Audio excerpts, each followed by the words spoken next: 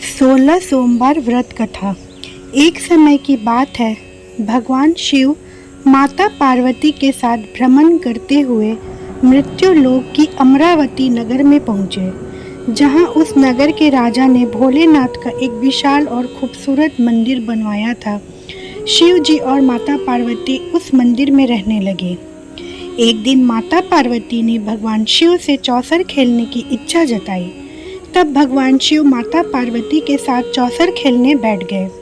जैसे ही खेल प्रारंभ हुआ, वैसे ही उस मंदिर का पुजारी वहां आ गया। तब माता पार्वती ने पुजारी से सवाल किया कि यह बताइए कि इस बाजी में जीत किसकी होगी। तब ब्राह्मण ने कहा, इस खेल में महादेव जी की जीत होगी। परंतु ऐसा नहीं हुआ, जीत माता पार्वती की हुई। माता पार्वती ब्राह्मण के झूठे भविष्यवाणी करने की वजह से क्रोधित हो गई और उन्होंने ब्राह्मण को कोढ़ी होने का श्राप दिया। इसके बाद शिव और पार्वती कैलाश पर्वत लौट गए।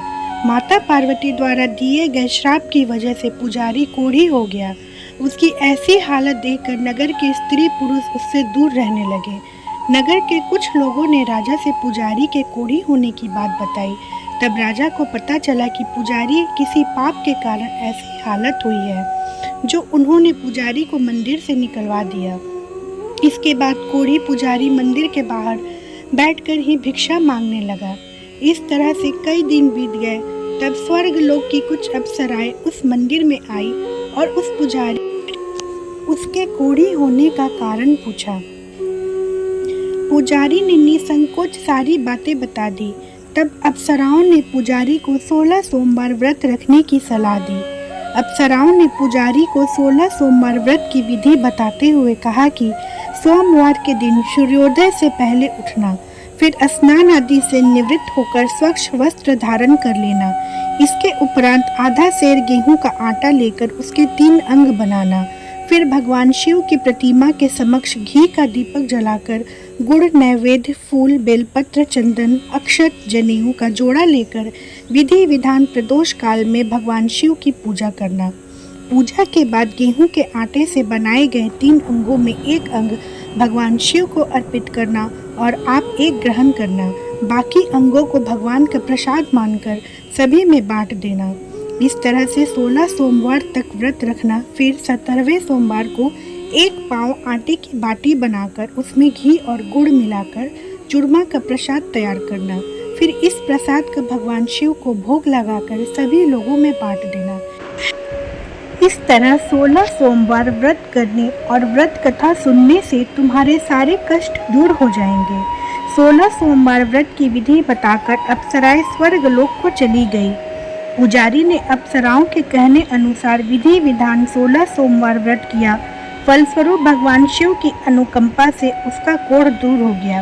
राजा ने भी उसे फिर से मंदिर का पुजारी बना दिया।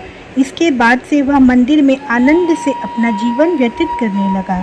कुछ दिनों बाद जब भगवान शिव और माता पार्वती उस मंदिर में पधारे तो स्वस्थ पुजारी को देखकर पार्वती जी ने उससे कोढ़ दोष मुक्त होने वाले का कारण पूछा। तब पुजारी ने उन्हें 16 सोमवार व्रत करने की सारी कथा सुनाई। पार्वती जी ने भी पुजारी से इस व्रत की विधि पूछकर 16 सोमवार का व्रत प्रारंभ किया। पार्वती जी ने ये व्रत अपने पुत्र कार्तिकेय के लिए रखा। दरअसल उन दिनों माता पार्वती अपने पुत्र कार्तिकेय के नाराज होकर दूर चले जाने से बहुत दुखी रहती थी। 16 सोमवार का व्रत करते हुए माता पार्वती ने अपने पुत्र कार्तिकेय के लौटने की मनोकामना की। व्रत समापन के तीसरे दिन कार्तिकेय भगवान वापस लौट आए। तब कार्तिकेय ने अपने माता से पूछा कि माँ, मेरे इस हृदय परिवर्तन के लिए आपने ऐसा कौन सा उपाय किया था जिससे मेरा क्रोध नष्ट हो गया और मैं वापस लौट आया। तब माता पार्वती ने अपने पुत्र की इस कथा के बारे में कहा। उस समय भगवान कार्तिकेय अपने एक मित्र ब्रह्मदत्त के परदेश चले जाने से बहुत दुखी थे। इसलिए उन्होंने अपने मित्र के वापस लौट आने के लिए 16 सोमवार का व्रत किया। व्रत के समापन के कुछ दिनों के बाद ही उनका मित्र लौट आया। फिर ब्राह्मण ने कार्तिकेय से इस व्रत के बारे में पूछा। तब कार्तिकेय ने अपने मित्र को 16 सोमवार के व्रत की सारी विधि बता दी। फिर उसने भी यह व्रत किया। 16 सोमवार का व्रत का समापन करने के बाद ब्रह्मदत्त विदेश यात्रा पर निकल गए। विदेश में राजा हर्षवर्धन की बेटी राजकुमारी गुंजन का स्वयंवर हो रहा था। राजा ने प्रतिज्ञा की थी कि उनकी हथनी स्वयंवर की माला जिसके गले में डालेगी उसी ने उसकी पुत्री का विवाह होगा। ब्राह्मण भी राजकुमारी के स्वयंवर में शामिल हो गया।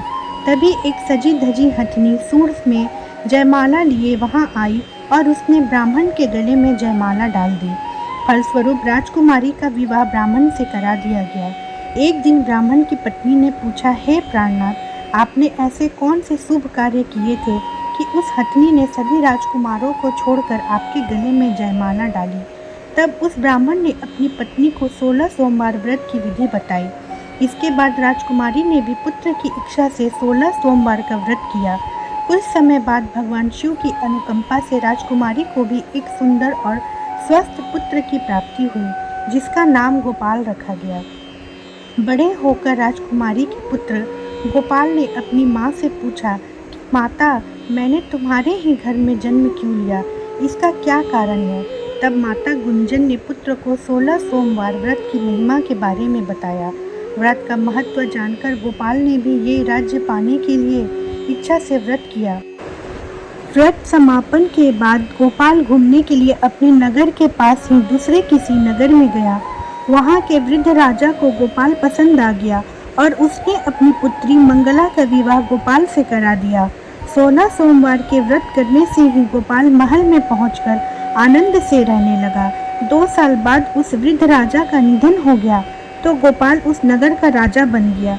राजा बनने के बाद भी वह विधिवत 16 सोमवार का व्रत करता रहा और व्रत के 17वें सोमवार को गोपाल ने अपनी पत्नी मंगला से व्रत की सारी सामग्री लेकर वह शिव मंदिर पहुंचने के लिए कहा, लेकिन पत्नी ने अपनी पति की आज्ञा का उल्लंघन करते हुए सेवकों द्वारा पूजा की सामग्री मंदिर में भेज दी। तब राजा ने भगवान शिव की पूजा पूरी की। तब आकाशवाणी हुई कि हे राजन, तेरी पत्नी ने 16 सोमवार व्रत का अपमान किया है, इसलिए रानी को महल से निकाल दे, नहीं तो तेरा सारा धन वैभव नष्ट हो जाएगा। आकाशवाणी सुनकर राजा ने रानी को महल से निकाल दिया। इस तरह से रानी भूखी प्यासी उस नगर में भटकने लगी। फिर रानी को उस नगर में एक बुढ़िया मिली जो सूत काटकर बाजार में बेचने जा रही थी, लेकिन उससे सूत उठ नहीं रहा था। तब बुढ़िया ने रानी से कहा, बेटी, यदि तुम ये सूत उठाकर बाजार तक पहुंचा दोगी तो मैं तुम्हें धन दूंगी। रानी ने बुढ़िया की बात को मानते हुए जैसे ही सूत की गठरी को हाथ लगाया, तभी जोर की आंधी चली और गठरी खुल गई, जिससे सारा सूत आंधी में उड़ गया। तब बुढ़िया ने उसे फटकार कर भगा दिया। फिर रानी चलते चलते किसी नगर में एक तेली के घर पहुंची। तेली को रानी की हालत देखकर उस पर तरस आ गया, इसीलिए उसने रानी को घर में रहने के लिए एक जगह दे दी। लेकिन तभी तेली के तेल से भरे मटके एक एक करके फूटने लगे। तब तेली ने रानी को मनहूस मानकर घर से भगा दिया। इस तरह से भूख प्यास से व्याकुल रानी वहाँ से भी चल दी। इसके बाद जब एक नदी पर जल पीकर रानी ने अपनी प्यास शांत करनी चाहिए तो नदी का जल उसके छूते ही सूख गया। फिर रानी अपने भाग्य को कोसती हुई एक जंगल में पहुंची। जंगल में एक तालाब था जिसमें निर्मल जल भरा हुआ था। निर्मल जल देखकर रानी की प्यास और तेज हो गई।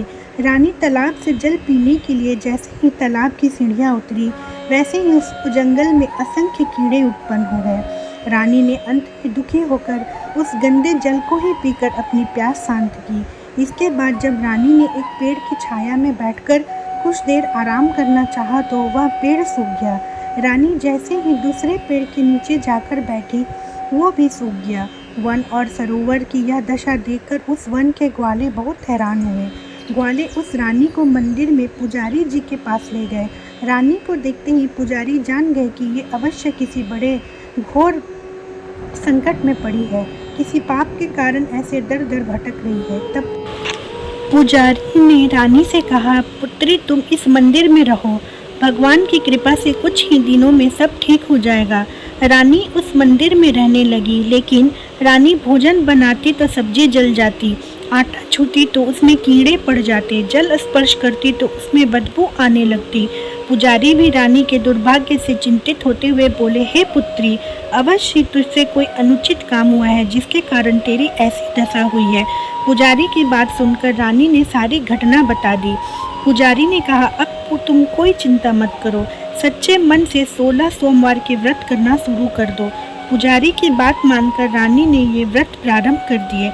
तब रानी ने 17वें सोमवार को विधिवत व्रत का समापन किया तो उधर उसके पति को रानी की याद आई। राजा ने तुरंत अपने सैनिकों को रानी को लाने का आदेश दिया। रानी को ढूंढते हुए सैनिक मंदिर में पहुंचे और रानी से वापस लौटने के लिए कहा। तब पुजारी ने सैनिकों से रानी के वापस जाने के लिए मना कर दिया। इसके बाद राजा स्वयं उस मंदिर में पुजारी के पास पहुंचे और रानी को महल से निकाल देने के कारण पुजारी जी से क्षमा मांगी। तब पुजारी जी ने कहा, यह सब भगवान शिव के प्रकोप के कारण हुआ है। तब पुजारी ने रानी को वापस भेज दिया। रानी महल में आ गई। रानी के स्वागत में पूरे नगर को सजाया गया और राजा ने ब्राह्मणों को अन्न, वस्त्र और धन का दान दिया। इस तरह से रानी 16 सोमवार का व्रत करते हुए अपने पति के साथ महल में आनंद पूर्वक रहने लगी। भगवान शिव की कृपा से उनका जीवन खुशियों से भर गया। कहते हैं, जो कोई 16 सोमवार का व्रत की कथा सुनता है उसकी सभी मनोकामनाएं पूरी होती है।